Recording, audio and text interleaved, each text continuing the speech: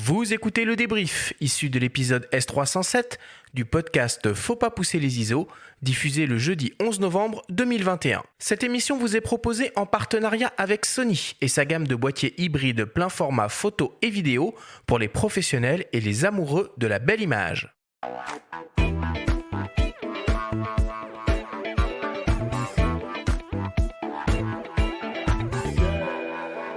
Nous sommes toujours avec Olivier Schmitt pour parler ultra haute définition en vidéo.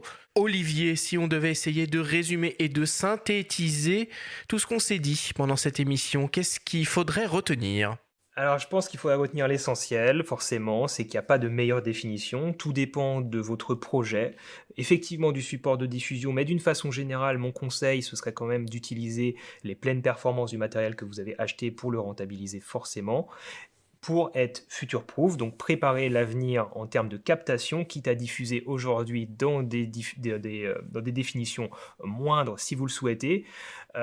Et bien sûr, surtout, de toujours axer vos productions vidéo autour d'un sujet, d'une histoire, d'une narration, puisque ça reste l'essentiel, de ne pas se focaliser forcément sur les avancées technologiques en termes de nombre de pixels, mais aussi penser à la lumière, à l'audio et, je viens de le dire, à la narration, à ce que vous filmez. Et tout dépendra de ça, mais gardez en tête forcément que l'avenir, on ne sait pas de quoi sera fait l'avenir, sans doute de très haute définition, enfin ça ferait quasiment aucun doute, donc il faut s'y préparer. Et c'est un petit peu tout ce que je peux vous conseiller. Ayez conscience que ce sera le standard de demain et composez avec, tout simplement. Est-ce que tu peux nous rappeler quels sont les avantages à tourner en ultra haute définition ? Les avantages, prévoir l'avenir, je viens de le dire. Moins de bruit généralement dans son image, on va réussir à capter sans doute plus de lumière, plus de détails forcément, donc on va pouvoir avoir plus de liberté en post-traitement en termes de recadrage, de réalisation de panoramique, de stabilisation potentielle de l'image si on a une vitesse d'obturation assez conséquente. On va pouvoir faire du tracking aussi pour les gens un petit peu plus techniques, pouvoir placer des objets dans son image, faire des effets spéciaux plus facilement, donc ça ne concernera pas tout le monde, mais en tout cas c'est un avantage. On aura souvent une meilleure prise en charge des couleurs, de la profondeur des couleurs. Voilà, globalement, et puis on n'en a pas parlé, mais pour les photographes qui nous écoutent, certains réalisateurs, certaines personnes aiment bien tirer des images fixes aussi, des vidéos très haute définition, et c'est vrai que ça, forcément, sur une image Ultra HD, 6K, 8K, 12K, ça devient un bonheur. On n'a plus besoin forcément de faire en plus des photos dans certaines situations, bien sûr. Ouais, ça fait un peu flipper les photographes d'action ou sportifs, hein. Peut-être que sur un 100 mètres, on pourra juste filmer la séquence en 8K, extraire des images, et voilà. Mais enfin, ça, c'est un tout autre sujet. Il y a un point qu'a abordé Philippe Brelot, qu'on a écouté durant l'émission. Il parlait aussi de filtres qu'il utilise pour atténuer la netteté, tellement il a des images piquées quand il est en 6K. Ça, c'est quand même marrant, quoi. C'est-à-dire que finalement, on cherche à avoir l'ultra haute définition, puis finalement, on se rend compte que les images sont tellement détaillées qu'il nous faut des images plus Quel douces. drôle de paradoxe. C'est marrant quand même. Écoute, je pense qu'il serait d'accord avec ce que je vais dire, mais je pense qu'on avait déjà le souci en Full HD. Si tu veux, la problématique, elle est pas, voilà, elle était moindre. Effectivement, la problématique, mais derrière, c'est plus le rendu d'un capteur numérique qui pose problème. C'est toujours une image très piquée qu'on va obtenir. Et c'est vrai qu'utiliser donc un fil de diffusion, c'est quelque chose que je fais aussi par exemple en 6K ou même sur la 7S3 en Ultra HD. Ça permet d'adoucir, mais et se rapprocher un petit peu de ce qu'on pouvait avoir en analogique en fait. Donc c'est vrai que certaines personnes, certains vidéastes, certains réalisateurs vont peut-être vouloir filmer en Full HD pour justement avoir plus un peu de cet aspect un peu plus granuleux dans l'image. C'est vrai que ça se remarque, et donc avoir ce type de filtre, ça peut, c'est souvent assez indispensable pour se rapprocher de ce qu'on appelle un look cinéma en fait, hein. Ce qu'on voit au cinéma, les réalisateurs utilisent souvent ce type de filtre. On voit souvent cette problématique aussi sur les images de drones, hein. Typiquement les drones, les plus connus, les DJI, on a souvent une image très piquée. C'est dû au fait qu'il y a un post-traitement interne qui est appliqué pour essayer de rendre l'image flatteuse, donc avec pas mal de netteté ajouté en post-traitement en interne dans le boîtier. Mais effectivement, c'est pas forcément très agréable à regarder au final, quoi.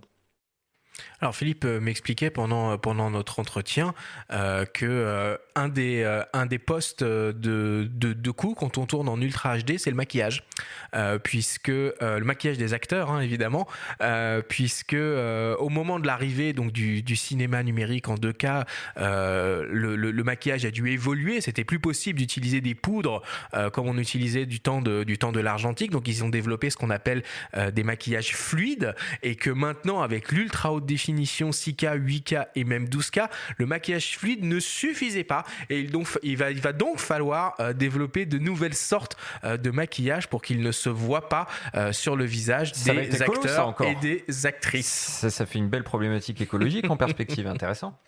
Olivier, quelles sont les contraintes à tourner en ultra haute définition ?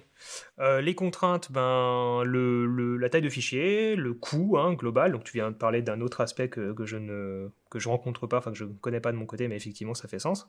La problématique du stockage, forcément. On parlait aussi brièvement du coût potentiel des assurances pour le matériel, des compétences aussi pour la gestion des fichiers derrière, au niveau des monteurs et des étalonneurs. Donc voilà, c'est plus la nécessité aussi, on a parlé des proxys, la nécessité potentielle de travailler avec des proxys, donc des tailles de fichiers un petit peu réduites en parallèle pour pouvoir mieux gérer les fichiers d'origine. Donc voilà, plutôt des problématiques liées aux technologies d'aujourd'hui qui vont évoluer petit à petit, qui évoluent tous les mois en fait au final, et qui seront peut-être plus, qui seront des problématiques permanentes, mais avec aussi une évolution permanente. C'est-à-dire que les problématiques qu'on a aujourd'hui pour gérer de l'Ultra HD et de la 6K seront des problématiques dans quelques années pour gérer de la 8K et de la 12K. Et on arrivera peut-être dans 5-10 ans à gérer très bien de la 6K, mais pas encore de la 12K. Je le vois plutôt comme ça. Selon toi, quelle est la définition ou le mode d'enregistrement idéal à l'heure actuelle, avec du coup le meilleur équilibre entre avantages et contraintes ? Et si tu peux préciser, pardon, on n'en a pas parlé, si tu peux préciser aussi les compressions, les débits, où tu vois, est-ce qu'il faut tourner en 4.2.0, 8 bits, est-ce qu'il faut vraiment privilégier le 4.2.2 10 bits ? Tu peux en dire un mot peut-être. Ouais, bien sûr. Alors ça devient tout de suite très technique. Je pense pas qu'on ait le temps d'expliquer ce que c'est, mais en gros, c'est le taux de compression de son image et aussi l'échantillonnage des couleurs avec ce qu'on appelle des bits, 10 bits, 12 bits, 8 bits, etc. De toute façon, c'est pas tant nous qu'allons choisir, c'est plus le boîtier qu'on a entre les mains qui va nous poser des limites, quoi.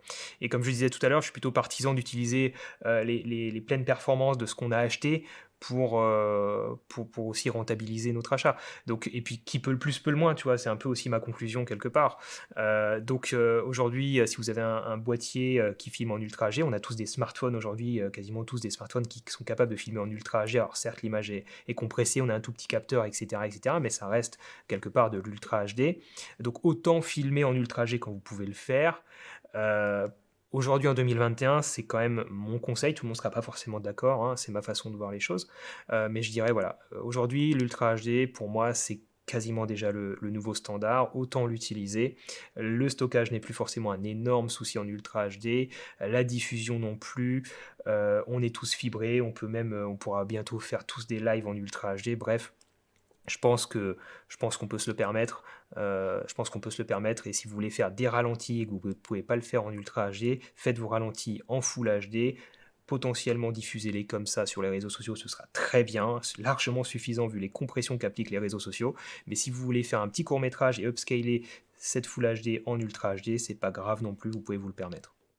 Merci beaucoup Olivier pour toutes ces explications. Merci à vous.